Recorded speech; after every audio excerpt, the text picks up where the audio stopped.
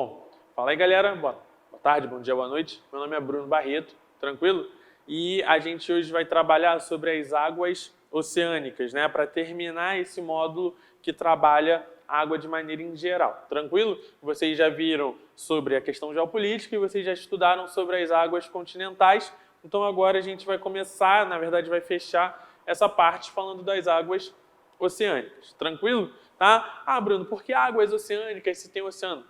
Beleza, faz sentido você pensar assim, mas também faz sentido vocês abrirem um pouco a mente e pensar que não existem só os oceanos, tá? Existem os mares, mares abertos, mares interiores, né, que têm ligação com o oceano, perfeito? Então a gente não vai estudar somente os oceanos. E também existem alguns outros pontos acerca de águas oceânicas, né, usos econômicos, que são um pouco diferentes do que a gente está acostumado a trabalhar quando a gente fala de água doce, tá? Olha só, galera, se liga. Então, aqui na introdução, eu já falo logo de cara, é o maior depósito de água do planeta. Aproximadamente 97 até 97,5% de toda a água do planeta é composta por água salgada, tá? E essa água salgada, ela está depositada principalmente nos oceanos.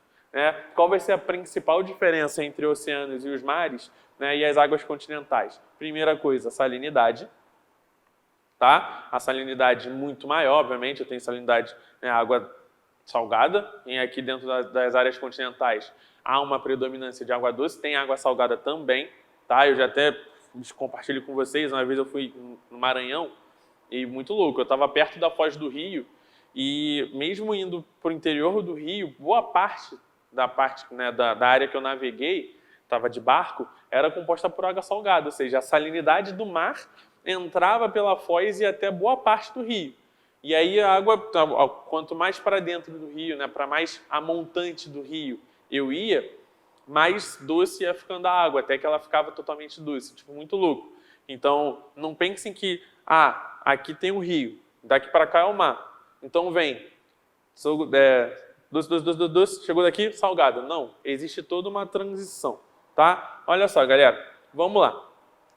Quando a gente trabalha, então, águas oceânicas, né, eu tenho que falar isso e eu não tenho um problema que é a questão da distribuição, né? A água oceânica está para o mundo todo. Só que nem todos os países têm acesso às águas oceânicas. Tem países que não têm saída para o mar. E isso pode vir a ser um problema, tá? Pode vir a ser um problema geopolítico, mas para esse país vai representar principalmente um problema econômico. Porque para esse país exportar seus produtos para outros países, ele vai ter que mandar para um país intermediário, vamos dizer assim. Tá? Então, por exemplo, a Bolívia. A Bolívia não tem saída para o mar. Ela perdeu a pequena saída para o mar que ela tinha para o Chile. Então, existe uma rivalidade entre Bolívia e Chile por causa dessa saída. Tranquilo? Então, por mais que elas estão bem distribuídas pelo planeta, existem países que, por não ter acesso ao mar, acabam tendo alguns problemas, tá? E aí a gente pode também até trabalhar outros pontos, como por exemplo, o Canal do Panamá. Não sei se vocês já ouviram falar. O Canal do Panamá, ele liga o Oceano Atlântico com o Oceano Pacífico. É um canal artificial, mas tem relação com isso que a gente está trabalhando, né? Com águas oceânicas, ou seja, encurta o caminho, né, de navios, de transatlânticos, exatamente para você ter um ganho econômico. Então, a relação das águas oceânicas, né, com a sociedade global, ela envolve muitos aspectos econômicos, tranquilo? Enquanto as águas continentais, além da questão econômica, também tem uma questão social muito forte, tá? Já as águas oceânicas é um aspecto econômico muito forte. Olha só, as águas oceânicas, elas são divididas em mares abertos, mares internos, tá? Mares interiores, deixa eu botar certinho para vocês.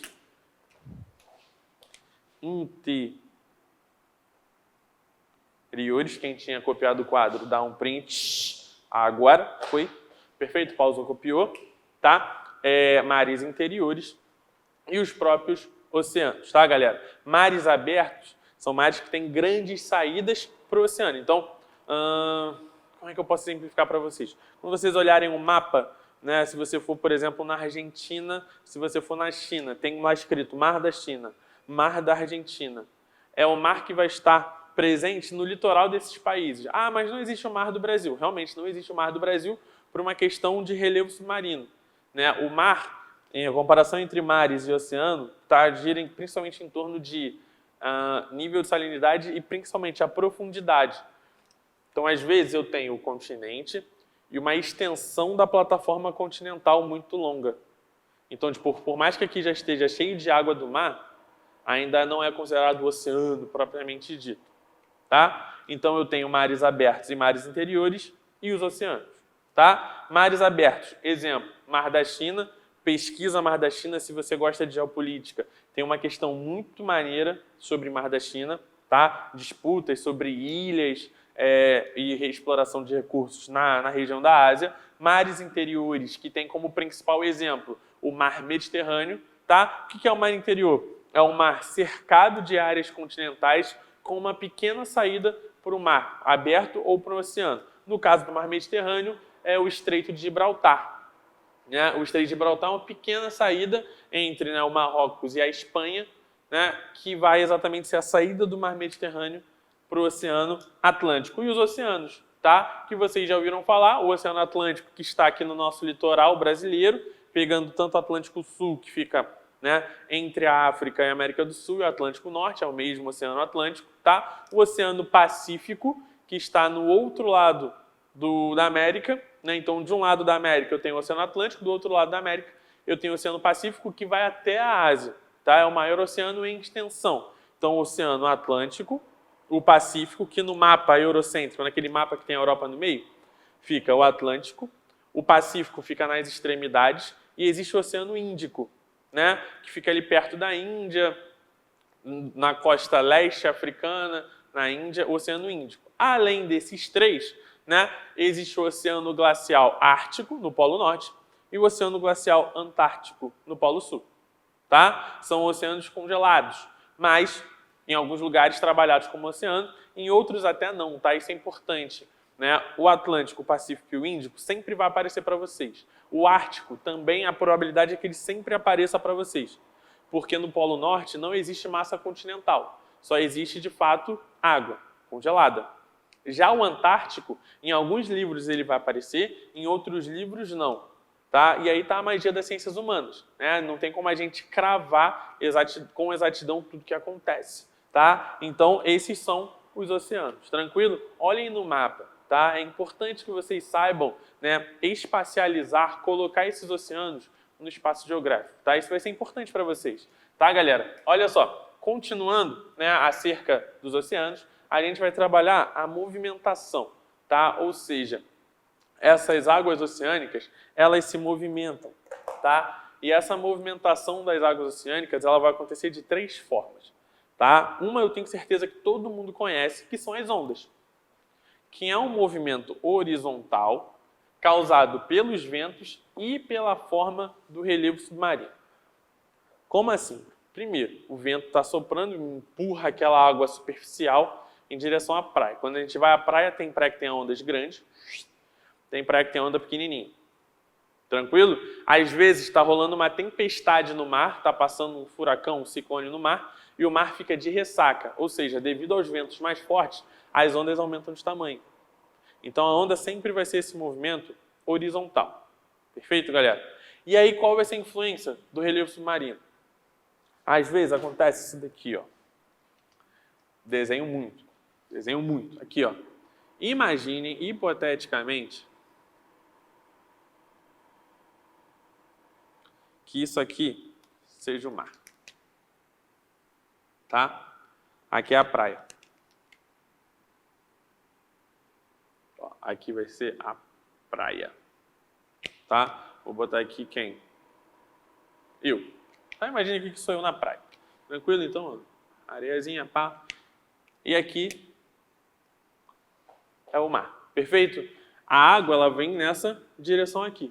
Só que olha só, aqui ela tem muito espaço entre o fundo, e essa parte aqui. Isso aqui é o talude, a gente chama isso aqui de talude. O que vai acontecer é o seguinte, a água, ela vai se deslocar nesse sentido. Quando ela chegar aqui, repara que tem um espaço muito menor para ela. Então o que vai acontecer aqui? A onda vai ficar grandona. Sacou? Pesquisa aí na internet, no Google, só para vocês também terem acesso a isso. ondas de Nazaré, em Portugal. Né? São uma das maiores ondas do mundo. Também tem no Tahiti, no Havaí, mas pesquisa sobre as ondas de Nazaré. Tá? E aí bota assim no Google, formação das ondas de Nazaré. E aí vocês vão entender o que eu estou falando. Tá? É muito maneiro. Tá? Então, tanto o relevo submarino quanto os ventos serão importantes na formação das ondas. Além das ondas, existem as marés. Tranquilo? As marés são um movimento vertical. Existe a maré alta e existe a maré baixa. E por que acontece esse fenômeno das marés? Isso vai acontecer por causa da gravidade. A gravidade que existe, né, as forças gravitacionais existentes entre a Terra e a Lua e entre a Terra e o Sol. Tranquilo? Quando eu tenho marés altas, tá? Eu estou falando da gravidade entre a Terra e a Lua, né? Então a Lua, aqui está a Terra, aqui está a Lua. Às vezes a Lua faz isso aqui. A lua cheia, por exemplo, ela está um pouco mais próxima da Terra. E como ela faz isso aqui, a gravidade exercida pela Lua e a Terra, na verdade, a gravidade entre esses dois corpos, vai fazer com que a água aqui suba.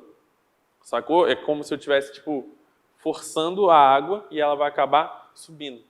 Acho que deu para entender. Tranquilo? Então, quando há essa alteração na força gravitacional entre Terra, Sol e Terra e Lua, eu tenho a alteração das marés. Às vezes eu tenho a maré alta, às vezes eu tenho a maré baixa. Ah, Bruno, mas a gente dificilmente percebe isso. Dificilmente a gente percebe isso nas praias do Rio de Janeiro, nas praias de São Paulo. Mas, por exemplo, em Paraty, às vezes a maré sobe tanto que parte da cidade fica alagada. Né? Veneza. Se a maré subir muito em Veneza, né, que é aquela cidade que tem vários caminhos marítimos no meio da cidade, se a maré subir muito ali em Veneza, fica ruim de navegar. A água do mar acaba invadindo parte da cidade.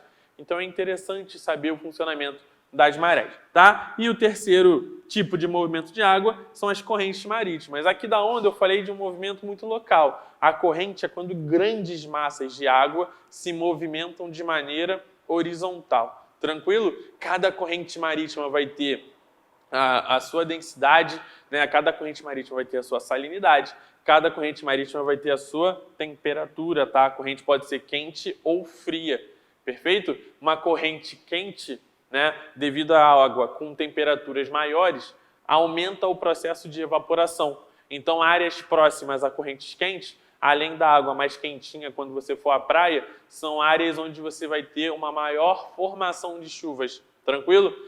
Áreas onde eu tenho influência de correntes frias, eu tenho a formação de desertos. Né? Porque, como eu já falei para vocês, ó, as correntes acabam influenciando as correntes acabam influenciando no clima. Perfeito? Então, enquanto correntes quentes aumentam o processo de evaporação, as correntes frias elas vão aumentar o processo de formação de desertos pela ausência de chuvas. De boa, galera? Tá? Então, lembrando, ó, a onda, que é aquele movimento mais local, tranquilo? Eu tenho as correntes marítimas, também um movimento horizontal, mas de grandes massas, de boa? E eu tenho o movimento das marés, movimento vertical. Tranquilo, galera? Tá? Ó, continuando, tá? E essas correntes aqui, elas vão se direcionar, geralmente, do polo, tá? De áreas polares para regiões intertropicais ou até mesmo dentro das regiões intertropicais. E quando a gente olhar o mapa de correntes marítimas, vocês vão ver que a movimentação dessas correntes geralmente é no sentido contrário ao de movimentação da Terra. Então a Terra gira nesse sentido. Leste, a gente chama de oeste-leste. Né? A Terra gira nesse sentido assim. Suave? E aí, como a Terra está girando nesse sentido, as correntes e os ventos vão soprar no sentido oposto. Tá? A gente dá o nome desse fenômeno de efeito Coriolis ou efeito Coriolis. Tá? Então, esse efeito Coriolis ou efeito Coriolis é exatamente o que vai justificar a direção dos ventos e das correntes marítimas no sentido contrário ao de rotação da Terra.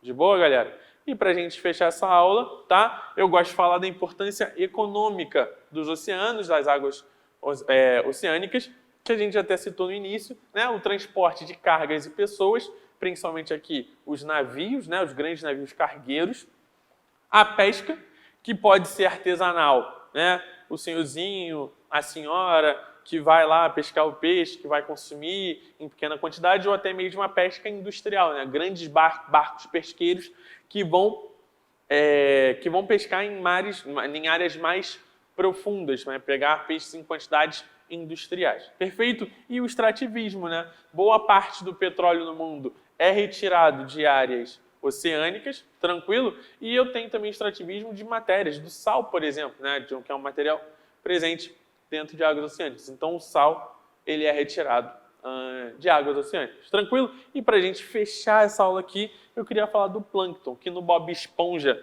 né, é aquele personagem que tem um olhinho só. Na verdade, o plâncton ele é microscópico. Não dá para a gente ver o plâncton. Mas ele olha que maneiro, ele é base da cadeia alimentar de boa parte dos animais marinhos, tá? Principalmente de peixes e até mesmo de algumas baleias, perfeito?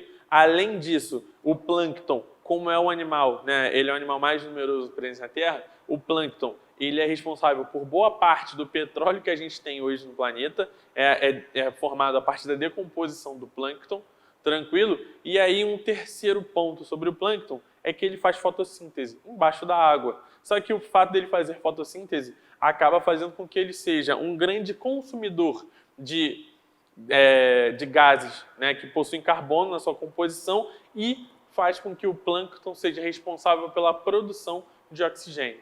Ou seja, o plâncton, além de ser importante para os animais marinhos, ele é importante para nós humanos, porque ele é responsável por boa parte da produção de oxigênio que a gente consome hoje aqui na Terra. Perfeito, galera? Então a gente fecha essa aula de águas oceânicas e eu espero que tenha ajudado vocês, tá? Valeu!